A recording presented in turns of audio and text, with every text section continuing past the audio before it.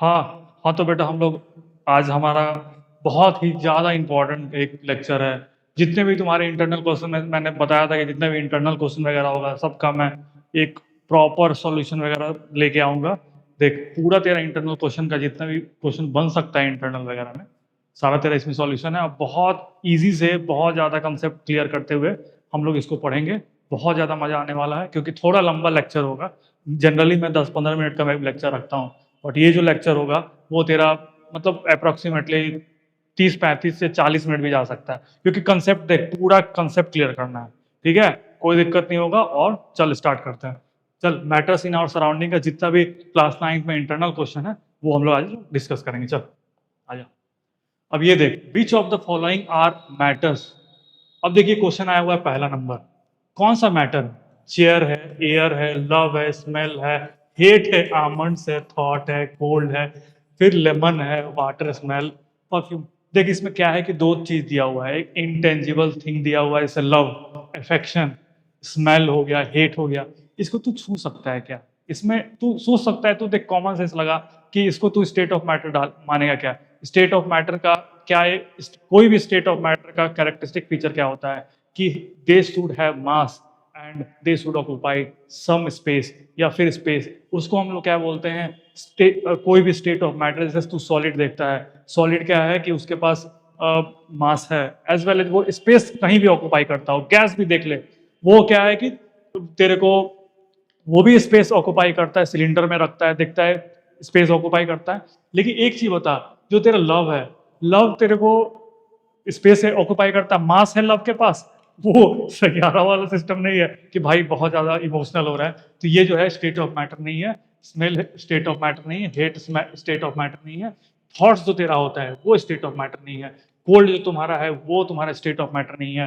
And फिर देख smell of perfume, ये भी state of, smell of perfume भी तेरा स्टेट ऑफ मैटर नहीं, क्योंकि देख ये इनटेंजिबल थिंग है। टेंजिबल ये तू छू के देख नहीं सकता है क्या चीज, क्या एयर को भी ऐसे तू छू नहीं सकता है, बट अगर प्रेशर में एयर आ रहा है तो तेरे को महसूस हो जाएगा, ऑटोमेटिक सी बात है। लेकिन तू लव को छू के नहीं देख सकता, ठीक है, वो महसूस करने वाली चीज है। तो ये हो गया definition of matter, anything that has mass and occupy space, so we can say that chair, air, almond, lemon, water are state of matter. ठीक है, क्लियर हो गया? आगे चलते हैं। Give reason for the following observations. The smell of hot sizzling food reaches to you several meters away, but to get the smell from the cold food you have to go close. अब देख मैंने तेरे को बहुत एक सही example दिया था, I think it was my lecture number 4 और 5। तू एक बार जाके देख लियो। उसमें मैंने बोला कि दो एग्जांपल मैंने दिया, एक फेरारी का दिया हुआ है, एक तेरे को डायनो कार का दिया है। तू दोनों में मान के चल के जो डिस्टेंस है कवर करना है वो 100 किलोमीटर का कवर करना है। तू नैनो से भी कवर करेगा, बट लैम्बोर्गिनी और फेरारी से भी कवर करेगा। बट नैनो का जो स्पीड है वो 80 किलोमीटर पर आवर का स्पीड है, और फेरारी का स्पीड जो है 300 किलोमीटर पर आवर का स्पीड है। तो तू एक चीज बता कि तू किससे घर जल्दी पहुंचेगा? ऑब्वियस सी बात है कि जो फेरारी है उससे तू पहले घर पहुंचेगा। तो देख इसमें क्या है कि hot sizzling water, hot sizzling water का मतलब क्या हो रहा है कि उसको गर्म कर रहे हैं, उसका काइनेटिक एनर्जी बढ़ा रहे हैं, मतलब वो फेरारी हो जा रहा है। आ रहा समझ में? ठंडा है इसका मतलब क्या है कि उसका काइनेटिक एनर्जी कम है, और काइनेटिक एनर्जी कम है तो उसको नैनो तू मान सकता है। तो इसमें क्या है कि अब देख इसका सॉल्यूशन क्या है कि particles of matter move faster at higher temperature. बता दिया मैंने फेरारी वाला। The particles of sizzling food have higher kinetic energy and diffuses more rapidly spreading the smell further. अगर तू ऑब्वियस तू चीज देख कि अगर डिफ्यूजन अगर काइनेटिक एनर्जी तेरा फास्ट होगा तो ऑब्वियस सी बात है कि डिफ्यूजन भी फास्ट होगा। देख बहुत सारा चीज, टेम्परेचर बहुत चीज को कंट्रोल करता है। जैसे कि तेरे को डिफ्यूजन हो गया, फिर तू सोचेगा सोलिबिलिटी, सोलिबिलिटी भी को भी, जैसे अगर तू टेम्परेचर बढ़ाएगा तो सोलिबिलिटी देखा गया है कि वो भी बढ़ता है। ठीक है, क्योंकि जो पार्टिकल्स के बीच में जो मोशन है वो तेज हो गया है, जिसके कारण से सोलिबिलिटी हो गया, डिफ्यूजन हो गया, माने ये जितना भी कैरेक्टरिस्टिक फीचर होता है वो सारा चीज बढ़ते जाएगा। तो ये देख बढ़ रहा है। Cold food particles have lower kinetic energy and diffuse slowly, so you need to be closer to detect their smell. अब इसको देख, तेरे को नोट्स बनाना है, मैं साइड हट जाता हूँ, आराम से तू इसका स्क्रीनशॉट ले ले या फिर नोट्स बना ले। ठीक है, सेकंड क्वेश्चन क्लियर हो गया आराम से। काइनेटिक एनर्जी सारा चीज, सारा लेखा जोखा जो इसका है ये काइनेटिक एनर्जी से। चल आगे देखते हैं। A diver is able to cut diver समझता है ना क्या होता है? वो तैरने वाला डाइवर, डाइव करने वाला, ठीक है। Diver is able to cut through the water in a swimming pool, which property of matter does this observation show. अब तू देख कि डाइवर जो होता है वो कूद जा रहा है और फिर आराम से वो तैरते हुए जा रहा है। तू एक चीज बता कि तू सॉलिड अगर मान के चल कि तेरे पास बेड है, तू डाइवर कितना ही बड़ा डाइवर, अगर तू ऐसे करके डाइव करेगा और जाएगा बेड के पास, तो बेड तू सोचता है कि बेड जो सॉलिड पार्टिकल है उसका पार्टिकल सेपरेट हो जाएगा और तू आराम से डाइव कर सकता है? चोट लगेगा भाई, मुंह की खाएगा तू, समझा? सेम चीज यहाँ पे है कि अगर लिक्विड में हम आ जाते हैं तो लिक्विड में तू आराम से डाइव कर सकता है, कोई दिक्कत नहीं। गैस है, गैस में तू देखता है एरोप्लेन, एरोप्लेन जो आराम से चीरते हुए जाता है पूरा आसमान में, क्यों जा रहा है? क्योंकि स्पेस है पार्टिकल्स के बीच में। देख, the observation shows that particles of matter have a space between them, ठीक है। बस सिंपल सा चीज है, अगर स्पेस नहीं होगा बेटा तो घुस कैसे पाएगा उसके बीच में? सिंपल सा चीज है। अगर स्पेस रहेगा ही नहीं, अगर मान के चल कि तू पूरा ट्रैफिक लगा हुआ है, स्पेस है ही नहीं, तो तू कैसे ओवरटेक करेगा? सिंपल सा चीज है कि तू अगर स्पेस क्रिएट होगा तब तू जाके ओवरटेक या फिर तू आगे बढ़ पाएगा। ये क्लियर हो गया? क्योंकि ये कैरेक्टरिस्टिक फीचर है कोई भी स्टेट ऑफ मैटर का कि इसके बीच में स्पेस होगा। सॉलिड है तो बहुत कम होगा स्पेस, लिक्विड है उससे ज्यादा स्पेस होगा, और गैस तो भाई बहुत सारा स्पेस हो जाता है। चल तो आगे चलते हैं। नेक्स्ट क्वेश्चन, ये फोर्थ नंबर क्वेश्चन है, what are the characteristic of particles of matter. देख, पार्टिकल्स ऑफ मैटर का कैरेक्टरिस्टिक फीचर क्या होता है? हम लोगों ने बहुत सारा चीज पढ़ा है कि क्या है उसके बीच में स्पेस, उसका मास होना चाहिए, उसके पास जो भी अगर मास है तो वो स्पेस ऑक्युपाई करना चाहिए। तो वही यहाँ पे सिस्टम है कि the particles of matter have space between them. Particles of matter जो है उसके बीच में स्पेस है। फिर particles of matter are continuously moving. ये देख सही है, पार्टिकल्स ऑफ मैटर जो होता है तेरे को लगता है स्टेशनरी होता है, स्टेशनरी नहीं होता, हल्का फुल्का मूवमेंट सब में रहता है। सॉलिड में मूवमेंट कम होगा, लिक्विड में उससे थोड़ा सा ज्यादा होगा, और गैस को मैंने तो तेरे को बताया कि मन चला जिसको उसको जहां मन करता है वो वहां पे चला जाता है, ठीक है। तो वो तेरा गैस पार्टिकल्स का हो गया। उसके बाद particles of matter attract each other. अब देख, दो पार्टिकल्स तूने पढ़ा होगा कि कोई भी दो पार्टिकल्स हो गया ना, दोनों के बीच में तो अगर ये पढ़ेगा इलेक्ट्रोस्टैट्स पढ़ेगा या फिर ग्रेविटेशन पढ़ेगा, तो ग्रेविटेशन देख कितना बड़ा पार्टिकल्स है, दोनों दो अर्थ हो गया, मून हो गया, फिर सोलर सिस्टम हो गया। ग्रेविटेशन फोर्स है। सेम अगर तू माइक्रो लेवल पे आएगा तो न्यूक्लियर जो तेरा न्यूक्लियर जो सिस्टम बना हुआ है, यहाँ पे बीच में न्यूक्लियस बना हुआ है, फिर इलेक्ट्रॉन प्रोटॉन न्यूट्रॉन जो सबके बीच में जो होता है ना बेटा, अट्रैक्शन होता है, ठीक है। सेम यहाँ पे भी कि स्टेट ऑफ मैटर कोई भी हो, जैसे दो स्टेट ऑफ मैटर है, स्टेट ऑफ मैटर है, उसके बीच का दो पार्टिकल, उसके बीच में अट्रैक्शन होगा ही होगा। अब देख, सबसे ज्यादा अट्रैक्शन सॉलिड के बीच में होगा, इसलिए वो कॉम्पैक्ट है, वो एक जगह है। सबसे कम गैस में है, अट्रैक्शन उसमें भी है, तो ऐसा नहीं हो सकता उसके अंदर अट्रैक्शन नहीं, अट्रैक्शन है बट बहुत कम है, जिसके कारण से क्या होता है कि वो बहुत ज्यादा इधर उधर मूवमेंट करता है और मूवमेंट बहुत ज्यादा है। तो ये these are certain characteristic of, ठीक है, मैटर। अब तू इसको नोट कर ले आराम से, आगे चलते हैं। The mass per unit volume if a substance is called density. पता है मास पर यूनिट वॉल्यूम को डेंसिटी हम लोग बोलते हैं। Arrange the following in order, इसको ऑर्डर होगा, order of increasing density air. अब देख, इंक्रीजिंग डेंसिटी पे हमको समझा ये करना है। ऑर्डर जितना भी होता है, डेंसिटी बराबर क्या होता है? Density is equal to mass per unit volume होता है, ठीक है। तो उस हिसाब से हमको ये करना है। अभी देख, स्टेट ऑफ मैटर एयर है, फिर तेरे को एग्जॉस्ट फ्रॉम चिमनी है, दूसरा हनी है, वाटर है, चौक है, कॉटन एंड आयरन। तेरे को देख, स्टेट ऑफ मैटर मैंने तेरे को कितना पढ़ा है, intermolecular force of attraction, intermolecular space जो होता है, उस हिसाब से अगर तू कॉमन सेंस लगाएगा तो सबसे ज्यादा जो तेरा होना चाहिए डेंसिटी, डेंसिटी किसका सबसे ज्यादा होना चाहिए? अब देख, सबसे ज्यादा डेंसिटी तू एक चीज मिला के देख कि मास पर यूनिट वॉल्यूम, ठीक है। तो वॉल्यूम जिसका ज्यादा, जितना ज्यादा कम होगा उसका डेंसिटी, अगर मास सेम है, अगर मान के चल density is equal to mass per unit volume, तो वॉल्यूम जिसका सबसे कम होगा, तो अब मास सबका सेम है, मास मान के चल 100 ग्राम तूने सबका लिया, ठीक है, और वॉल्यूम जो है जिसका सबसे कम होगा उसका डेंसिटी सबसे ज्यादा होगा कि नहीं होगा? अब तू एक चीज सोच, 100 ग्राम जो सॉलिड आयरन होता है, आयरन वो इतना आएगा, इतना आएगा, और वही तू 100 ग्राम तू लिक्विड लेगा तो हो सकता है इतना है। 100 ग्राम तो गैस लेगा तो भाई हो सकता है इतना, इतने बड़े कंटेनर में वो 100 ग्राम गैस होता है। उसी हिसाब से देख ये करना है कि डेंसिटी के हिसाब से करना है। तो सबसे कम जो तेरा डेंसिटी होगा एयर का होगा। देख एयर हो गया, क्योंकि इसमें कुछ मिलावट नहीं है, ये पूरा एकदम एयर है, मतलब एयर है। सेकंड नंबर पे तेरा एग्जॉस्ट फ्रॉम द चिमनी आएगा। ठीक है, एग्जॉस्ट फ्रॉम द चिमनी क्यों? क्योंकि इसमें कुछ पार्टिकल्स भी आ गए। ठीक, एड पार्टिकल जो प्रेसिपिटेट जो होता है, जैसे तू चिमनी से निकल रहा है तो सिर्फ चिमनी से गैसेस नहीं निकलते हैं, उसके साथ साथ बहुत सारे पार्टिकल्स भी निकलते हैं। तो ये भी तेरा आ गया। फिर कॉटन आ गया, फिर वाटर आ गया। तो को लगता है कॉटन कॉटन, उसके बाद फिर वाटर। तो देख तू कॉटन के बीच का जो, जैसे तू देखेगा ना उसका स्ट्रक्चर देखेगा तो मैसी टाइप का स्ट्रक्चर होता है, उसके बीच में स्पेस बहुत ज्यादा होता है। ठीक है, लेकिन वाटर के बीच में तू स्पेस नहीं देखेगा। स्पेस तुमको तेरे को कब दिखेगा? जब तो उसमें सॉल्ट या फिर शुगर डिजोल्व करेगा, तब उसके बीच में तेरे को लगेगा कि हाँ स्पेस है, तभी वो डिजोल्व हो पाए। ठीक है, लेकिन जो तेरा कॉटन है ना, कॉटन का तो स्पेस देख सकता है। ठीक है, इसलिए कॉटन का जो डेंसिटी होता है वाटर से कम है, वाटर से कम है। एंड देन फिर तेरे को हनी आएगा, क्योंकि देखिए वाटर और हनी, वाटर को गिराएगा तुरंत गिर जाएगा, हनी को आराम से गिरता है, देखता है ना, वो लगभग थोड़ा सा एक तरह से क्या बोलते हैं जेली लाइक स्ट्रक्चर बनाता है, इसलिए उसको सबसे ज्यादा तेरा जो है आयरन का होगा, उसके बाद चौक का होगा। तो ये तेरे को इंक्रीजिंग ऑर्डर ऑफ तेरा डेंसिटी है, ये तेरे को समझ में आ गया आराम से। ये जो भी है तेरा इंटरमॉलिक्यूलर फोर्स ऑफ अट्रैक्शन से है, स्पेस से देखना है। उसके बाद फिर आगे चलते हैं।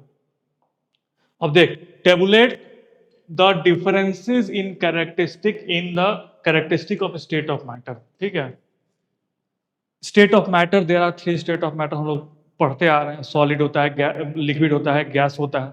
अब उसको क्या करना है कि टेबुलेट करना है, दोनों के बीच में डिफरेंस निकालना है, तीनों के बीच में डिफरेंस देखना है, दोनों तीनों के बीच में। देख स्टेट ऑफ मैटर 3 है, सॉलिड लिक्विड गैस, कुछ बेसिस पे तीनों में डिफरेंस है। तू देख सकता है, तू आंख से देख सकता है डिफरेंस क्या है, लेकिन तेरे को टेबुलेट करना है, एक थ्योरेटिकल देखना है तेरे को कि दोनों तीनों के बीच में डिफरेंस क्या है। अगर क्वेश्चन आएगा तो तेरे को इसे टेबुलर फॉर्म में बना के लिखना है। अब देख, सबसे पहले ये है कैरेक्टरिस्टिक का टेबल हो गया, ये सॉलिड लिक्विड गैस आ गया। ये देख कंप्रेसिबिलिटी। अब तू एक चीज देख, तेरे पास 3 पार्टिकल्स है, एक है सॉलिड है, एक लिक्विड है, ये गैस है। ऑब्वियसली बात तेरे पास आएगा, क्योंकि मैं तेरे को इतना ज्यादा पढ़ाते हुए आ रहा हूं कि तू देखेगा कि जो सॉलिड है उसका सबसे कम कंप्रेसिबिलिटी होता है और सबसे ज्यादा गैस का होता है। तो देख यहाँ पे जो है इसका नेग्लिजिबल होगा, इसका वेरी लो होगा, इसका हाई होगा। तू देखता है इसको बोलेगा लिक्विड को क्यों वेरी लो होता है। लिक्विड तू हाइड्रोलिक्स देखता होगा, हाइड्रोलिक्स बड़े बड़े मशीन्स में हाइड्रोलिक्स यूज होता है, या फिर अभी भी क्या होता है ना कि हाइड्रोलिक्स ब्रेकिंग सिस्टम में यूज होता है। उसका कंप्रेसिबिलिटी बहुत कम है, सॉलिड से थोड़ा सा ज्यादा कंप्रेसिबिलिटी है, बट ना के बराबर उसका भी कंप्रेसिबिलिटी हम लोग लिक्विड का कंसिडर करते हैं, इसलिए उसको हाइड्रोलिक्स में यूज करते हैं हम लोग। कहीं भी ब्रेकिंग वगैरह होता है या फिर बड़े बड़े क्रेन में तो हाइड्रोलिक सिस्टम लगा होता है ना, वो हाइड्रोलिक्स क्या होता है, लिक्विड का यही प्रॉपर्टी है, कंप्रेसिबिलिटी ना होना, वही इसी प्रॉपर्टी के कारण वो बड़े बड़े मशीन्स में उसका यूज होता है। चल ठीक है, अब देख फ्लूइडिटी। अब बहुत ये देख इजी है, ठीक है, फ्लूइडिटी फ्लूइड होना चाहिए, बहना चाहिए। अब कौन बह सकता है? सॉलिड बहेगा? नहीं बहेगा, सिंपल सा है। लिक्विड बहेगा और ये बहुत ज्यादा बहेगा, ये बहुत बदमाश है, ये उससे कम बदमाश है, ये भाई बदमाश नहीं, बहुत डिसिप्लिन है, ये बहेगा नहीं।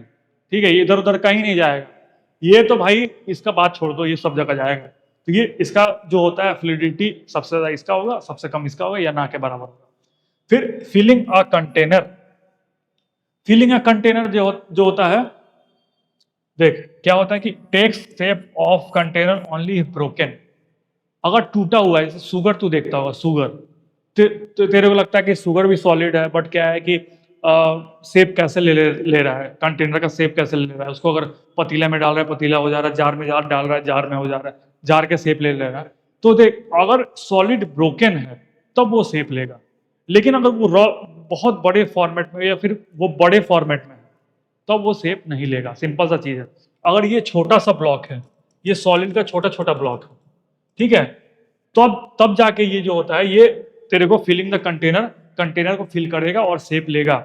अगर ये बड़ा बॉल ब्लॉक हो गया या क्यूब हो गया, ये उस केस में तू कितना भी कुछ करते रहे, उस समय क्या होगा कि बीच में व्हाइट तेरे को दिखेगा। तो सिंपल सा चीज है कि 2 चीज आता है, एक तेरे को आता है छोटा शुगर आता है और एक मिश्री आता है। मिश्री तो होता है वो बड़ा बड़ा पार्टिकल्स आता है, लाइक वो तेरे को लगेगा लाइक स्टोन टाइप का, ठीक है। तो दोनों को अगर जार में डालेगा तो शुगर जो होता है आराम से जार का जो होता है शेप ले लेगा, लेकिन मिश्री नहीं लेता, क्योंकि उसके बीच में इंटरमॉलिक्यूलर स्पेस तुम तेरे को दिखेगा, ठीक है। चल, the filling of the container it saves of the container only if it's broken, छोटा छोटा पार्टिकल से, या ब्रोकन है तभी जाके ये लेगा। फिर फिल्स बॉटम ऑफ द कंटेनर। अब देख, इसमें से ये बोलना क्या चाह रहा है ना कि फिल्स बॉटम ऑफ द कंटेनर। तो एक चीज देख, सॉलिड भी लिक्विड भी जो तेरा होता है वो कंटेनर का शेप लेता है, और गैस भी जो है वो तेरा लिक्विड का कंटेनर का शेप लेता है। बट अगर तू गैस को भी डाल रहा है और लिक्विड को भी डाल रहा है तो दोनों में तू डिफरेंस कैसे निकालेगा कि भाई दोनों तो कंटेनर का शेप ले रहा है। तो जो तेरा लिक्विड है, लिक्विड बॉटम पे रहेगा, कभी भी रहेगा। तो अगर तूने इतना पानी डाला, अब इसे मान के चल ये कंटेनर तेरा हो गया, तूने इसमें इतना पानी डाला तो ये बॉटम पे ही रहेगा, ऊपर नहीं जाएगा, क्योंकि इसमें इंटरमॉलिक्यूलर फोर्स ऑफ अट्रैक्शन है, इसलिए ये नीचे ही रहेगा, ये ऊपर नहीं जा सकता। लेकिन वही जो तेरा ये हो गया ना, फिल्स द एंटायर कंटेनर, क्यों बोल रहा है फिल्स द एंटायर कंटेनर? क्योंकि भाई इसका मूवमेंट ये भाई इधर उधर बहुत भागता है तो पूरा कंटेनर का शेप ले लेगा। तेरे को लगे थोड़ा सा भी तू गैस डाल दिया ना एक बड़े कंटेनर में, वो पूरा कंटेनर का ये ले लेगा तेरे को।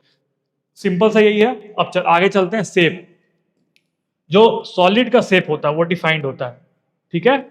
इसका शेप, जो लिक्विड का शेप होता है वो इनडिफाइंड होता है, और इसका भी जो होता है इनडिफाइंड होता है, ठीक है। सॉलिड का देख, सॉलिड का तू पता है कि सॉलिड का शेप जो होता है वो डिफाइंड, क्योंकि इंटरमॉलिक्यूलर फोर्स ऑफ अट्रैक्शन बहुत ज्यादा होता है। तो सॉलिड का जो तेरा ये आएगा शेप आएगा वो तेरा डिफाइंड होगा, लिक्विड का इनडिफाइंड होगा, और गैस का इनडिफाइंड। तो ज्यादा समझाने का कुछ नहीं है। फिर काइनेटिक एनर्जी देख, काइनेटिक एनर्जी क्यों बोल रहा है लो, ये मीडियम और हाई, ठीक है। मैंने बताया था कि कोई भी स्टेट ऑफ मैटर जो हो गया, अब जैसे कोई भी स्टेट ऑफ मैटर हो गया, इसके बीच में अगर दो पार्टिकल है उसके बीच में मूवमेंट होता है, ठीक है। तो मूवमेंट होता है तो सबसे ज्यादा मूवमेंट अगर तू देखेगा तो सॉलिड का सबसे कम होगा, फिर लिक्विड का उससे ज्यादा होगा, और गैस का तो भाई सबसे ज्यादा क्या मूवमेंट होगा। तो पार्टिकल्स के बीच में मूवमेंट अगर ज्यादा होगा तो मूवमेंट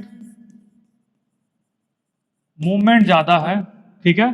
तो वेलोसिटी ज्यादा होगा। वेलोसिटी ज्यादा होगा तो ऑब्वियस सी बात है काइनेटिक एनर्जी तेरा ज्यादा होगा, इसमें ज्यादा कुछ करना है नहीं, ठीक है। तो काइनेटिक एनर्जी तेरा ज्यादा होगा, ठीक है। अब देख डेंसिटी, अब आ गया डेंसिटी। डेंसिटी बताया था मैंने, density is equal to mass per unit volume. अगर 100 ग्राम तू देखेगा, 100 ग्राम अगर तू सॉलिड ले रहा है तो हो सकता है इतना हो, तो वॉल्यूम कम है, इसका वॉल्यूम कम है तो ज्यादा डेंसिटी जो होता है तेरा वो density mass per unit volume, ठीक है। तो वॉल्यूम अगर कम है तो डेंसिटी जो होता है वो मीडियम लो, ये हाई होगा, सॉरी गलती है, हाई डेंसिटी इसका होगा, इसका मीडियम डेंसिटी होगा, इसका लो डेंसिटी होगा, ठीक है। मैंने बताया था density is equal to mass per unit volume. अगर मास सबका 100 ग्राम है तो ले लिया है, और वॉल्यूम तो देखेगा तो वॉल्यूम जो तेरा सॉलिड का होगा वो वॉल्यूम कम होगा, इसी कारण से डेंसिटी उसका ज्यादा होगा। फिर लिक्विड का उससे ज्यादा हुआ तो उसका जो तेरा डेंसिटी हो गया उससे ज्यादा हो गया, और गैस का जो होता है वो डेंसिटी जो होता है वो सबसे कम डेंसिटी होता है, ठीक है। तो ये पूरा टेबुलेट फॉर्म में तेरे को समझ में आ गया। अब आगे चलते हैं। क्वेश्चन 7 है, give reason a gas fills completely the vessel in which it is kept. देख, मैंने तेरे को बार बार बताया कि गैस को अगर तू कंटेनर में डालेगा तो वो पूरा कंटेनर का शेप ले लेता है। क्यों शेप ले लेता है? एक ही रीजन है, और ये रीजन है कि जो इंटरमॉलिक्यूलर फोर्स ऑफ अट्रैक्शन उसके बीच के पार्टिकल्स का वो नेग्लिजिबल है, खत्म है दोनों के बीच में। तो नहीं है तो भाई वो पूरा पार्टिकल स्कैटर रहेगा कि नहीं रहेगा? वही सेम चीज है कि gases have negligible intermolecular force of attraction, allow their particles to move freely and randomly in all directions. All direction में वो जाता है। Due to the large space between the gases, particles and their constant motion, they readily spread out and occupy the entire volume of the container. ये आराम से notes बना ले, मैं समझा दिया इसको। अब आगे चलते हैं। A gas exert pressure on wall of container। देख, मैं तेरे को बार बार बता रहा हूं कि ये गैस है, ये पूरा फिल होगा, पूरा कंटेनर में फिल होगा। अब जब पूरा कंटेनर में फिल होगा, एक जगह जैसे लिक्विड तो देख रहा है कि नीचे, सिर्फ नीचे फिल हो रहा है, सॉलिड तो उसका अलग है, अलग उसका सिनेरियो, लेकिन सॉलिड, लिक्विड और गैस का तो देख रहा, तो लिक्विड नीचे फिल हो रहा है और गैस पूरा फिल हो रहा है। अगर सब जगह फिल हो रहा है, उसका पार्टिकल हर एक जगह है, ठीक है, उसका पार्टिकल यहाँ पे भी है, यहाँ पे भी है, यहाँ पे भी है, यहाँ पे भी है, यहाँ पे भी है, यहाँ पे भी है, उसका पार्टिकल अगर हर एक जगह है तो बेटा ये देख कि अगर हर एक जगह पार्टिकल तो हर एक जगह फोर्स भी तो लगाएगा वो, हर एक कंटेनर के हर एक जगह पे वो फोर्स लगाएगा। तो सेम चीज देखिए यहाँ पे तेरे को दिखा रहा है कि gas particles are continuous and random motion. देख कंटिन्यूअस और रैंडम मोशन शो करता है। And this particle move frequently collide with each other and with the wall of the container. This collision with the container exert a force per unit area which is perceived as pressure। अब देख मैंने तेरे को बार बार बताया कि उसका जो movement होगा इधर उधर मूवमेंट होगा, जब मूवमेंट होगा तो जाके कोलाइड करेगा, कोलाइड होगा तो फोर्स एक्सर्ट करेगा, और फोर्स एक्सर्ट करेगा तो यहाँ पे देख pressure, force per unit area equal to pressure, तो प्रेशर भी एक्सर्ट करेगा, ठीक है, उसके ऊपर डालेगा। चल ठीक है, ये समझ में आ गया, आगे चलता हूँ। A wooden table should be called a solid give reason। अब देख वुडन टेबल को तू सॉलिड क्यों बोल रहा है, ठीक है, क्वेश्चन ही है, क्वेश्चन पूछा है इंटरनल में तेरे, इंटरनल एनसीईआरटी में क्वेश्चन है कि सॉलिड टेबल को तू सॉलिड बोल रहा है तो क्यों बोल रहा है, पानी को तू पानी को लिक्विड तू बोल रहा है तो क्यों बोल रहा है, क्योंकि देख कैरेक्टरिस्टिक शो कर रहा है, वो सॉलिड का जो भी कैरेक्टरिस्टिक फीचर है वो शो कर रहा है। तो देख क्या होगा इसका, wooden table exhibit the character of solid, it has defined shape and defined volume. इसका जो शेप है वो डिफाइंड है और जो वॉल्यूम है वो भी डिफाइंड है। High intermolecular force of attraction, तो ये देख डिफाइंड शेप पहला characteristic feature, defined volume second characteristic feature, high intermolecular force of attraction third जो तेरा है characteristic feature, and fourth characteristic feature and negligible intermolecular space. So we have to deal with these four characteristic feature in order to define a solid as a solid, a liquid as a liquid, as well as a gas as a gas।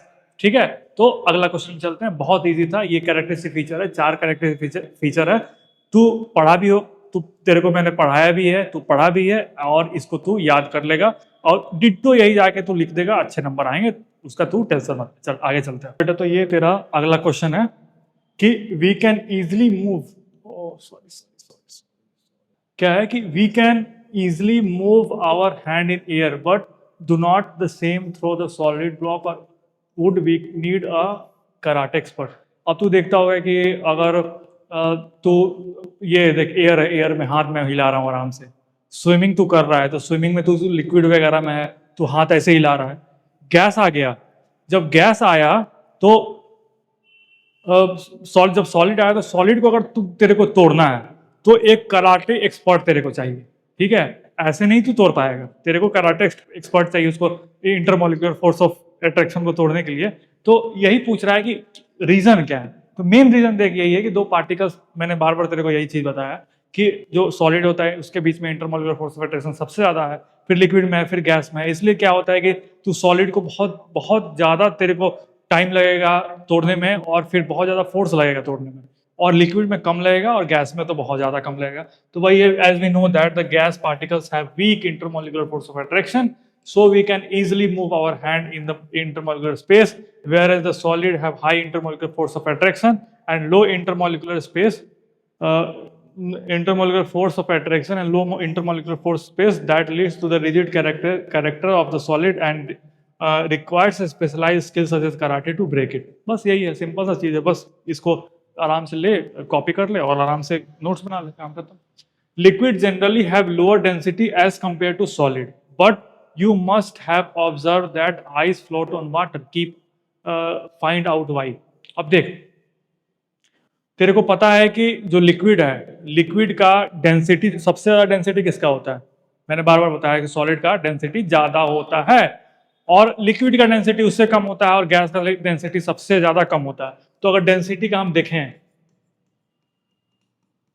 तो सबसे ज्यादा density solid का होगा बेटा, ठीक है, उसके बाद लिक्विड का होगा एंड देन गैस का होगा। आ गया समझ में? लेकिन पूछ रहा है क्या कि liquid generally have lower density, ठीक है, as compare to solid, but you must have observe that ice float on water. क्यों? देख आइस क्यों तैरता है, देख बहुत सही कंसेप्ट है, तू देखता होगा, तेरे को एक एक्सपेरिमेंट में दे रहा हूं करने के लिए। देख साइंस में मतलब साइंस में एक्सपेरिमेंट करना है, हम भी करवाएंगे, तेरे को घर पे भी करना है, ठीक है। एक काम करना, सबसे पहले लेना एक छोटा सा ग्लास, ग्लास में तू पानी जो है पूरा फुल कर देना, ठीक है, पूरा फुल कर देना। जब तू पानी फुल कर देगा और उसको डीप फ्रीजर में जाकर रख देना, डीप फ्रीजर ऊपर, फ्रिज में नहीं रखना, डीप फ्रीजर आइस जमाना है। जब वो आइस जमेगा, ठीक है, जब आइस में कन्वर्ट होगा लिक्विड ना, तो तू ये ऑब्जर्व करेगा कि पहले जो था लिक्विड का, मैंने इतना लिक्विड डाला था, लेकिन ये जो है आइस जो है इतना आ गया, थोड़ा सा जो है आइस का जो वॉल्यूम है, वॉल्यूम आइस का बढ़ गया। आ रहा समझ में? आइस का जो वॉल्यूम है, आइस का वॉल्यूम बढ़ गया। अब तू सोच कि volume density is equal to mass per unit volume, mass same है बेटा, ठीक है, वॉल्यूम जो तेरा है इंक्रीज हो गया। वॉल्यूम जो है आइस का, आइस जब तू जमाएगा लिक्विड, ये अगर तू कन्वर्ट करेगा ना, जब तू वाटर को आइस में कन्वर्ट करेगा, तो बेटा क्या होता है कि ये वॉल्यूम जो होता है वॉल्यूम इंक्रीज करता है, और जब वॉल्यूम इंक्रीज करेगा, ये वाला जब चीज तू बढ़ाएगा तो डेंसिटी जो है वो डिक्रीज करेगा, डेंसिटी डिक्रीज करेगा। देख वही है, when water freezes its surface changes into hexagonal structure due to hydrogen bonding, the structure have more empty spaces compared to the liquid। अब देख तेरा, अब तू देखेगा ना, अब तू 3D अगर तू डायमेंशन में जाएगा, 3D स्ट्रक्चरिंग में जाएगा, तो तू देखेगा कि नेट को जब तू नेट पे सर्च करेगा तो तू देखेगा आइस का जो स्ट्रक्चर होता है वो हेक्सागोनल होता है, इस तरह का होता है, ठीक है। एक जो हेक्सागन है वो दूसरे हेक्सागन के साथ कनेक्टेड है। ये 3D में मैं बता रहा हूँ, ये ठीक है ना, ये 3D में तू देखेगा बहुत ज्यादा अच्छा विजुअलाइजेशन उससे होगा। तो विजुअल ये जो कन्वर्ट हो गया वो हेक्सागोनल में कन्वर्ट हो गया, और हेक्सागोनल में देख ये होता है ना, हर एक का नहीं होता है कि तू देखता हुआ है कि जरूरी नहीं है कि तू लिक्विड से अगर तू सॉलिड में कन्वर्ट कर रहा है तो तेरा जो डेंसिटी जो है वो कम ही होगा। लेकिन ये केस है तेरा वाटर का, कि वाटर जो होता है, वाटर मान के चल के पहले उसका स्ट्रक्चर अलग था H2O का, ऐसे था स्ट्रक्चर, H ऑक्सीजन यहाँ पे, हाइड्रोजन यहाँ पे, हाइड्रोजन यहाँ पे, ठीक है, ऑक्सीजन का स्ट्रक्चर ऐसा था। लेकिन जब जब कन्वर्ट हुआ यहाँ पे आइस में कन्वर्ट हुआ तो बेटा वो क्या बना लेता है, हेक्सागोनल स्ट्रक्चर। और हेक्सागोनल स्ट्रक्चर जब बनाता है तो उसके बाद फिर क्या होता है कि उसके बीच में स्पेस ज़्यादा हो जाता है, स्पेस ज़्यादा होने के बाद उसका वॉल्यूम बढ़ जाता है, और वॉल्यूम बढ़ने के कारण उसका डेंसिटी जो होता है अल्टीमेटली वाटर से कम हो जाता है। तो वही है कि इसका जो होता है freezer structure change into hexagonal structure due to the hydrogen bonding, the structure have more empty spaces compare to the liquid that lead to the occupation of more volume of the as ice compared to the liquid water, so the density of ice decreases, ultimately lead to floating of ice on water surface। बहुत अच्छा concept है, बहुत सही concept है। और मैं तेरे को बता दिया कि पहले स्ट्रक्चर जो उसका था हाइड्रोजन का, ये वाटर का ऐसा था, then after it is converted into the hexagonal structure, and because of the hexagonal structure there was a void present, void जो होता है VOID, void present in between the particles, that's why जो होता है कि volume increases, and when volume increases तो ultimately the density of the particle, the density of ice ultimately decreases. Okay, चल आगे चलते हैं। Convert the following temperature into Celsius scale. अब देख, इसको मैंने तेरे को उस समय फर्स्ट लेक्चर, इससे पहले वाले लेक्चर में बताया था कि कन्वर्जन कैसे करना है, ठीक है। तो तेरे को पता है 0 डिग्री सेल्सियस जो होता है वो होता है 273 केल्विन। तो यहाँ पे देख 300 केल्विन दिया हुआ है, ये नंबर 300 केल्विन कन्वर्ट करेगा तो 300 माइनस 273, ये तेरे को आ जाएगा कितना, वो 27 डिग्री सेल्सियस। बहुत ईजी, कुछ करना ही नहीं। सेकंड नंबर देख तेरा क्या है, 573 केल्विन है, इसको तू कन्वर्ट करेगा 573 माइनस 273 इक्वल टू ये कितना हो जाएगा 200 ये इक्वल टू 300 डिग्री सेल्सियस। बस, बहुत इजी है, बहुत ज़्यादा इजी है। अब इसमें डाउट होना ही नहीं चाहिए, ठीक है। अगर डाउट फिर भी हो तो बार बार देखो इसको, बार बार देखो, कौन सा इसमें तेरे को ये लगना, डेटा तो भाई आजकल फ्री हो गया है, डेटा देख आराम से, जिसको जितना देखना है देख। चल आगे चलते हैं। What is the physical state of water at 250 degree है क्या, अच्छा 250 degree Celsius and 100 degree Celsius. देख बहुत सही चीज़ है। एक तू बीकर ले लिया, ठीक है, बीकर में वाटर ले लिया, 2 बीकर ले लिया, दोनों में वाटर है, क्या बेटा वाटर है, और वाटर को एक पे तू कर दिया 250 डिग्री सेल्सियस पे, ठीक है, एक पे कर दिया तू 100 डिग्री सेल्सियस पे। तेरे को पता है कि बॉइलिंग जो होता है, बॉइलिंग ऑफ वाटर, मैंने बॉइलिंग और इवापोरेशन में भी डिफरेंस मैंने बताया हुआ है, एक अलग वीडियो में मैं दोनों के बीच में डिफरेंस भी बताया हुआ है। तो 100 डिग्री सेल्सियस बॉइलिंग स्टार्ट हो गया, बॉइलिंग होने लगा, ठीक है। तो बॉइलिंग जब वाटर का होने लगा तो पूछ रहा है कि दोनों में स्टेट ऑफ मैटर क्या होगा, ठीक है, वाटर का स्टेट इसमें क्या होगा। अब तू देख, वाटर 100 डिग्री सेल्सियस पे तू बॉइलिंग करा रहा है, तो तू कभी भी देखा है कि बॉइल करते हुए पूरा वाटर वेपर में कन्वर्ट हो गया? कभी नहीं देखा होगा। बहुत ज्यादा खौलने लगता है, खौलता है, वेपर निकलता है, बट लिक्विड भी रहता है। तो यहाँ पे जो तेरा स्टेट ऑफ मैटर होगा, जो स्टेट ऑफ वाटर होगा, वो बोथ ये लिक्विड प्लस गैस, गैस जो होगा इन फॉर्म ऑफ वेपर होगा। बट 250 डिग्री सेल्सियस बहुत ज्यादा होता है बेटा, बहुत ज्यादा 250 डिग्री सेल्सियस होता है। इसमें लिक्विड बचेगा ही नहीं, उसमें जो भी पार्टिकल्स होगा ना वाटर का, वो the entire particle of the water will be converted into vapour और गैस। तो ये जो तेरा होगा ये पूरा गैस होगा पार्टिकल, ठीक है। अब देखते हैं state of water at 250 degree Celsius is vapour in state, ठीक है, क्लियर हो गया। The state of matter at 100 degree Celsius is both vapour and liquid. आराम से ये हो गया। स्टेट ऑफ मैटर शायद पूछा भी है कि 0 डिग्री सेल्सियस पे क्या होगा, तो उस केस में क्या होगा, आइस में कन्वर्ट हो जाता है। फिर एक होता है कि देख, फ्रीजिंग स्टार्ट होता है 4 डिग्री सेल्सियस पे। जो फ्रीजिंग ऑफ वाटर होता है वो it generally started from 4 degree Celsius onwards, ठीक है। 4 डिग्री से जब नीचे जाएगा, 4 डिग्री पे जैसे आएगा तो जनरली फ्रीजिंग स्टार्ट हो जाता है। तो 4 डिग्री पे आया तो अगर पूछ दिया तेरे से कि what is the state of matter of water in 4 degree और 3 डिग्री सेल्सियस, तो उस केस में क्या होगा कि जो फ्रीजिंग होगा वो पूरा कंप्लीट नहीं होगा। उस केस में क्या है, सॉलिड भी होगा एज वेल एज लिक्विड भी होगा। चल ठीक है, आगे चलते हैं। For any substance why does the temperature remain constant during the change of state. अब देख, मैंने तेरे को बहुत सा एक वीडियो बताया है, एक लेटेंट हीट का मैंने एक स्पेशल वीडियो भी बनाया है, पूरा कंसेप्ट क्लियर किया है कि there are 2 type of latent heat that is generally studied in class 9, that is latent heat of fusion as well latent heat of vaporization। उसको मैंने ग्राफ से ही बताया कि एक एक्स एक्सिस है, वाई एक्सिस है। एक्स एक्सिस पे मैंने यहाँ पे हीट बढ़ा रहा हूँ मैं, उसका फिर टेम्परेचर ये जो होता है इंक्रीज हो रहा, तो हीट देते गया, टेम्परेचर बढ़ते गया। फिर जो होता है जब स्टेट चेंज होते रहता है बेटा, उस समय क्या होता है, टेम्परेचर कांस्टेंट हो जाता है, टेम्परेचर बढ़ता नहीं है। तो वो जो होता है वो लेटेंट हीट ऑफ फ्यूजन होता है। जब तेरा का सॉलिड को, अगर तू देखेगा सॉलिड को तू लिक्विड में कन्वर्ट कर रहा है, जब आइस मेल्ट हो रहा है, उस केस में क्या होगा, टेम्परेचर तेरा होगा कांस्टेंट होगा, क्योंकि जो टेम्परेचर जा रहा है, ठीक है, जो तू हीट दे रहा है वो कहाँ जा रहा है बेटा, इंटरमोलिकुलर फोर्स ऑफ अट्रैक्शन तोड़ने में जा रहा है, वो अपना स्टेट ऑफ मैटर चेंज कर रहा है, तो उसी में जा रहा है। तो वही क्वेश्चन पूछ रहा है बेटा कि for any substance why does the temperature remains constant during the change of state. तो क्या होता है कि during the change of state, that is melting and boiling, the temperature remain constant because the heat energy supplied is used to overcome the intermolecular attraction.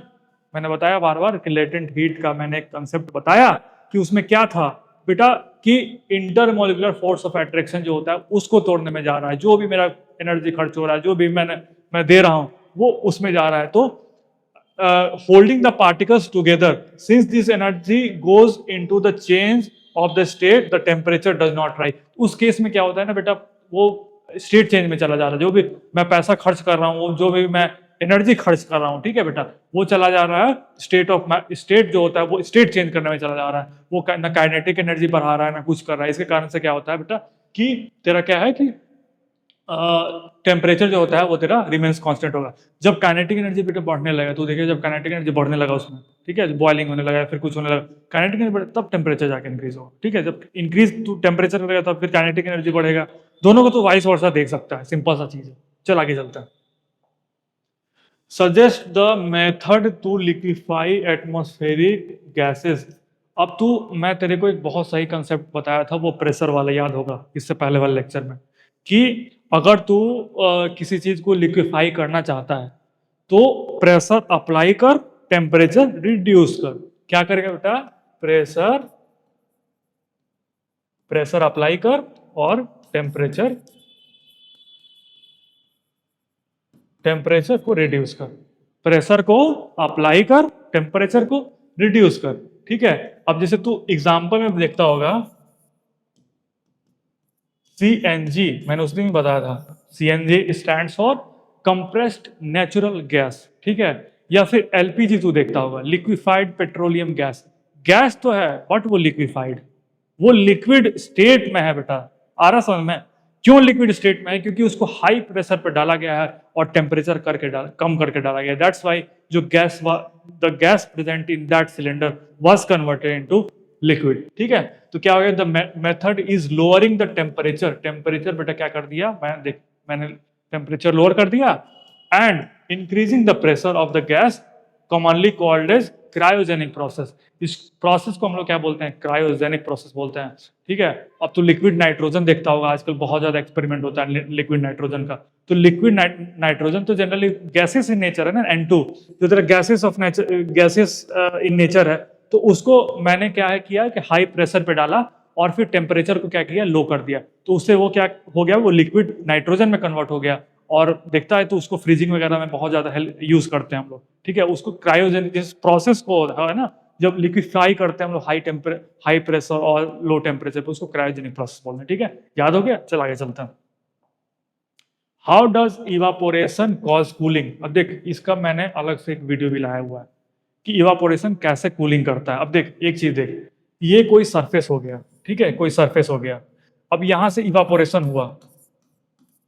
अब देख एक चीज तेरे को ध्यान में रखना है कि थर्मोडायनेमिक्स का नियम है कि energy can neither be created not be destroyed, it just convert into one form to another. मतलब क्या है कि जो भी एनर्जी क्रिएट हो चुका है ना, उसको डिस्ट्रक्शन कर किया जा सकता है ना उसको फिर से क्रिएट किया जा सकता है। ठीक है, तो एनर्जी जो होता है वो law of conservation of energy यही है बेटा। ठीक है, लॉ ऑफ कंजर्वेशन, ये थर्मोडायनेमिक्स में तू पढ़ेगा आगे चल के कि अब तू देख ये सरफेस हो गया, सरफेस से तेरा इवापोरेशन हुआ, इवापोरेशन हो रहा है यहां से, देख इवापोरेशन हो रहा है क्योंकि यहाँ तो हीट दे रहा है, हीट दे रहा है, इवापोरेशन हुआ, इवापोरेशन हुआ तो जो हीट ऊपर ये जा रहा है, तो ये हीट कहां से लेगा, एक चीज बता दो।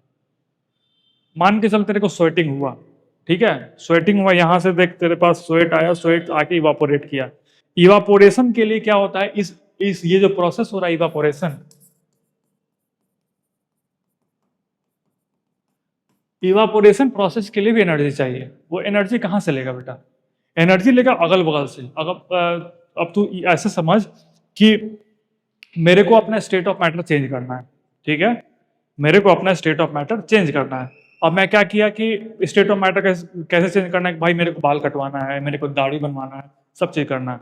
ठीक है, मेरे पास पैसा लिमिटेड है, ठीक है, लेकिन मेरे को करना है, तो मैं क्या करूंगा कि मैं अगल बगल में अपने दोस्तों से पैसे उधार लूंगा।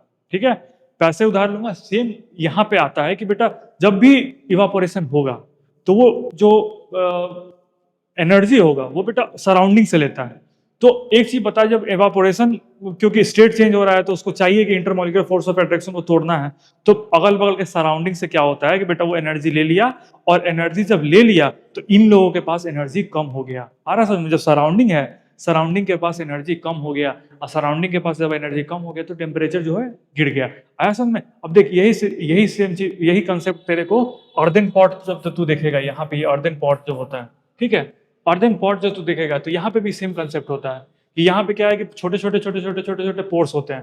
पोर्स, यहाँ से इवापोरेशन हुआ, यहाँ पे से इवापोरेशन हुआ, यहाँ से इवापोरेशन हुआ, हर एक जगह से इवापोरेशन होता है। इवापोरेशन जब हर एक पोर्स से होगा तो अगल बगल जो होता है, क्योंकि अगल बगल से हीट ले रहा है, तो अगल बगल से जो हीट ले रहा है in order to convert into vapour, तो क्या होता है कि अगल बगल टेम्परेचर लो हो जाएगा। टेम्परेचर लो होगा तो बेटा अल्टीमेटली जो होता है, अल्टीमेटली जितना भी अर्दन पॉट के अंदर वाटर होता है वो तेरे को ठंडा दिखता है। आगे समझ में, इसलिए कूलिंग करता है। देख आगे क्या लिखा था, for evaporation it requires energy, since change of state of matter requires energy and the energy requires to change the state that is evaporation is taken from the surrounding that leads to the cooling effect. Surrounding से, अगल बगल से ले रहा है भाई, तो अगल बगल से जब एनर्जी ले रहा है अपने स्टेट को चेंज करने के लिए, तो ऑटोमेटिक सी बात है कि जब उनके पास, जब मैंने बोला कि एनर्जी का neither be great not be, जब उनसे मैंने एनर्जी ले लिया अपना स्टेट चेंज करने, तो उनके पास एनर्जी कम हो गया, अब वो अपना एनर्जी बना नहीं सकते हैं, तो ऑटोमेटिक क्या है कि कूलिंग इफेक्ट वहां पे बेटा आ जाता है। चल आगे चलता है। हाँ ये देख, why does desert cooler cools better in hot and dry day. अब देख, हॉट एंड ड्राई डे बोल रहा है, देख हॉट है, यहाँ पे कहा गया हॉट एंड ड्राई डे। देख, as water of the cooler evaporates easily in the hot and dry climate, it absorbs the heat from the surrounding leading to the cooling air. Dry airs allow more water to, अब देख इसमें क्या बोलता है ना कि simple सा चीज है कि मैंने कंसेप्ट मैंने बता दिया कि इवापोरेशन कैसे कूलिंग कॉज करता है, ठीक है। इवापोरेशन कैसे कूलिंग कॉज करता है कि बेटा जब भी, हाँ, इवापोरेशन कैसे कूलिंग करता है बेटा, जैसे मान के चल के स्टेट ऑफ मैटर चेंज करना है, स्टेट ऑफ मैटर जब चेंज करना है तो बेटा वो एनर्जी लेगा, ठीक है, एनर्जी लेगा तो कहाँ से लेगा, सराउंडिंग से एनर्जी लेगा, और जब सराउंडिंग से एनर्जी लेगा तो वो क्या होगा कि वो सराउंडिंग का जो टेम्परेचर है वो कम हो जाएगा, और जिसके कारण से क्या होता है तेरा कूलिंग इफेक्ट तो वो शो करता है, ठीक है। वही केस यहाँ पे है, बोल रहा है बेटा क्या कि हॉट एंड ड्राई डे, ठीक है, हॉट डे है और ड्राई डे है, दो कंडीशन लगा दिया है। अगर तू बता हॉट है और ड्राई है, दोनों केस में क्या होता है बेटा, रेट ऑफ इवापोरेशन बढ़ जाता है। अब तू एक चीज बता है कि रेट ऑफ इवापोरेशन जब बढ़ेगा, जब रेट ऑफ इवापोरेशन बढ़ेगा तो जो सरफेस जो कूल हो रहा है वो रेट उसका भी बढ़ेगा, क्योंकि इवापोरेशन अल्टीमेटली बढ़ रहा है। तो जब रेट ऑफ इवापोरेशन बढ़ेगा तो अगल बगल सराउंडिंग से भी वो ज्यादा हीट लेगा, जब ज्यादा हीट लेगा तो अल्टीमेटली क्या होगा कि वो ज्यादा कूलिंग इफेक्ट शो करेगा। तो देखता होगा जब कूलर जो होता है हाई ह्यूमिड टेम्परेचर होता है, जब बरसात का मौसम होता है या फिर बहुत ज्यादा ह्यूमिडिटी होती है क्लाइमेट में, उस केस में कूलर जो होता है उतना ज्यादा कूलिंग इफेक्ट शो नहीं करता है, क्योंकि उस समय जो कंडीशन होता है वो ड्राई नहीं होता, वो वेट कंडीशन होता है, ठीक है। उस समय क्या होता है कि बहुत सारा जो पार्टिकल्स होता है, इसी कारण से इवापोरेशन जो प्रोसेस होता है अल्टीमेटली स्लो हो जाता है। इवापोरेशन प्रोसेस जब स्लो होगा बेटा तो क्या होगा कि कूलिंग इफेक्ट कम होगा। अब देख लिखा वही है, as water of the cooler evaporates easily in hot and dry climate it absorb the heat from the surrounding leading to cooling of air dry air allows more water to evaporate quickly enhancing the cooling effect, जिसके कारण से क्या होता है cooling effect show होता है। चल आगे चलता है, ये देख, how does water kept in an earthen pot become cool during the summer. मैंने बताया बार बार तेरे को, उस समय भी अभी मैंने तेरे को बताया था कि कैसे जो होता है अर्दन पॉट जो है, अर्दन पॉट कैसे कूलिंग इफेक्ट शो करता है। देखिए ये तेरा अर्दन पॉट हो गया, ठीक है, यहाँ पे छोटे छोटे छोटे छोटे छोटे छोटे छोटे छोटे छोटे पोर है, हर एक जगह से इवापोरेशन हो रहा है, ठीक है। जितने ज्यादा पोर होंगे उतने ज्यादा इवापोरेशन। तू देखता होगा कुछ समय नया नया जब पॉट खरीद के आता है ना तो बहुत ठंडा करता है, लेकिन कुछ समय के बाद तू देखेगा कि कूलिंग इफेक्ट जो होता है वो अपना कम करने लगता है। क्यों कम करने लगता है? क्योंकि उसका जो वॉइड होता है, या फिर जो ये देख मान के चल के ये जो वॉइड है, छोटा छोटा छोटा छोटा जो वॉइड है जिससे इवापोरेशन हो रहा है वो अल्टीमेटली फिल होता है ड्यू टू डस्ट और मड, ठीक है, दिस काइंड ऑफ। तो फिर उसको क्या होता है कि तू या फिर अच्छे से साफ कर दे या फिर कुछ कर दे तो फिर ये अपना कूलिंग इफेक्ट शो करने लगता है। तो सेम यहीं पे है कि जितना ज्यादा पोर है, पोर ज्यादा होगा, इवापोरेशन ज्यादा होगा, इवापोरेशन ज्यादा होगा तो कूलिंग इफेक्ट भी ज्यादा होगा। चल आगे देखते हैं। The earthen pot have tiny holes through which water slowly seeps out and evaporates. During the process of evaporation water absorb energy from the surrounding and pot causing the cooling effect in the pot, ठीक है। बस वही system है, evaporation का सारा खेल है। जहां जहां तू देखेगा कूलिंग इफेक्ट हो रहा है वहां पे इवापोरेशन हो रहा है। अगर कहीं ज्यादा तो तेरे को ये मान के चल के तेरे को कुछ पता नहीं है, कुछ ऐसा चीज पूछ ले जो तेरे को पता ही नहीं है, लेकिन वहां पे पूछे ना कूलिंग इफेक्ट शो कर रहा है। जब कूलिंग इफेक्ट शो कर रहा है क्यों? क्योंकि वहां पे रेट ऑफ इवापोरेशन ज्यादा है। जहां पे रेट ऑफ इवापोरेशन ज्यादा होगा बेटा वहां पे कूलिंग इफेक्ट शो होगा ज्यादा। आगे चलते हैं। ये तेरा हो गया कि why does palm feel cold when we put some acetone or petrol or perfume on it। अब तू ये घर पे देखेगा परफ्यूम मारेगा ठंडा लगेगा ज्यादा, क्यों? क्योंकि वहां पे उस वो जो होता है रेट ऑफ इवापोरेशन पेट्रोल और एसीटोन और फिर तेरा परफ्यूम होता है उसका ज्यादा होता है एज कम्पेयर टू नॉर्मल चीज होता है। अब देखिए यही है, एसीटोन पेट्रोल और perfume evaporates quickly when apply to the skin during evaporation they absorb heat from our palm making it feel cold. बस है, रेट ऑफ इवापोरेशन ज्यादा हो गया बेटा, इवापोरेशन क्विकली हो गया, जिसके कारण से जो होता है वो तू देखेगा कि कूलिंग इफेक्ट शो कर रहा है। चल आगे देखते हैं। अब ये देख, why are we able to sip hot tea और milk faster from a saucer rather than a cup. अब तू मूवी देखा होगा सरकार, मूवी देख रहा है, अमिताभ बच्चन है। तो अमिताभ बच्चन का जो तेरा ये है वो क्या करता था ना बेटा, उस मूवी में वो कप से चाय नहीं पीता था, ठीक है, वो एक छोटा सॉसर होता था, वो जो नीचे प्लेट होता है उसमें चाय पीता था। क्यों चाय पीता था? क्योंकि देख वो चाहता था ना, वो भी बहुत ज्यादा साइंटिफिक मूवी, एक तरह से साइंटिफिक मूवी नहीं, वो भी साइंस का स्टूडेंट रहा होगा। तो उससे क्या होता है कि सरफेस एरिया वो बढ़ा दिया। पहले जो मान ले कप हो गया, कप का सरफेस एरिया ये रहा, लेकिन जो सॉसर हो गया उसका सरफेस एरिया ये हो गया, जिसके कारण से क्या होता है कि जो इवापोरेशन का रेट है वो बढ़ गया बेटा। मैंने पढ़ाया बार बार कि इवापोरेशन कैसे बढ़ता है। तो इवापोरेशन बढ़ता है जब विंड स्पीड ज्यादा होगा तो इवापोरेशन बढ़ जाएगा, जब तेरा टेम्परेचर ज्यादा तू देगा तब इवापोरेशन बढ़ जाएगा, जब तेरा ड्राई क्लाइमेट होगा तब इवापोरेशन बढ़ जाएगा, और फिर जब तू सरफेस एरिया भी बढ़ाएगा उस केस में भी इवापोरेशन बढ़ जाएगा। तो यहाँ पे देख, ये अमिताभ बच्चन साहब ने सरफेस एरिया बढ़ा दिया, इवापोरेशन जब बढ़ा तो कूलिंग इफेक्ट शो किया और वो जो चाय है वो बहुत जल्दी ठंडा हो गया। अब ये देख, why are we able to sip hot tea और milk faster from a saucer rather than a cup? तो saucer have large surface area compare to the cup. This allowed quick evaporation that lead to cooling effect and heat loss, making it easier to sip. बस वही है, cooling effect का खेल है सब चीज। अमिताभ बच्चन को देख ले और क्या याद रहेगा तेरे को। आगे चलते हैं, देख मोहतरमा आ गई। What type of cloth should we wear in summer? देख मोहतरमा के टाइप का क्लॉथ पहनना है बस, और क्या, यही क्वेश्चन पूछा है एनसीईआरटी की, किस तरह का कपड़ा पहनना चाहिए समर में। तो समर में एक चीज देखता होगा कि ब्लैक कपड़ा जनरली नहीं पहना जाता है। क्यों पहना जाता है?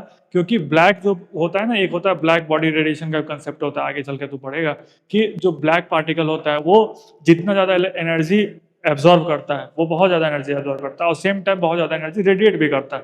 ठीक है, तो तू धूप में जाएगा तो बहुत सारा इंफ्रारेड, जितना भी अल्ट्रा वायलेट इंफ्रारेड, जितना भी बंचेज ऑफ जो अलग अलग वेवलेंथ के अलग अलग वेवलेंथ के लाइट्स हैं उनको एब्जॉर्ब करेगा, जिस कारण से क्या होता है हम लोग को बहुत ज्यादा हीट फील होता है। ठीक है, तो इसलिए क्या होता है कि लाइट कपड़ा पहनो, उसके बाद फिर थोड़ा ढीला ढाला कपड़ा पहनो, क्योंकि स्वेटिंग चाहिए, सरफेस एरिया ज्यादा होगा तो स्वेटिंग का जो होता है रेट बढ़ेगा। सेम वही है, देख, light colour reflect sunlight, cotton absorb sweat that allow easy for evaporation, और लूज क्लॉथ अलाउ बेटर ये जो तेरा होता है एयर सर्कुलेशन। बस यही है और क्या। इससे जो होता है तू देख लिया कि कैसे क्या करना है। अब आगे चलते हैं। अच्छा, ये तेरा लास्ट था। अब इसके बाद फिर तुम्हारा सारा इंटरनल क्वेश्चन मैंने समझा दिया अच्छे से। नोट्स ये जो मैंने दिया हुआ है इससे तू नोट्स बना ले अच्छे से, उसके बाद फिर तेरा कंसेप्ट क्लियर। चल आगे चलते हैं।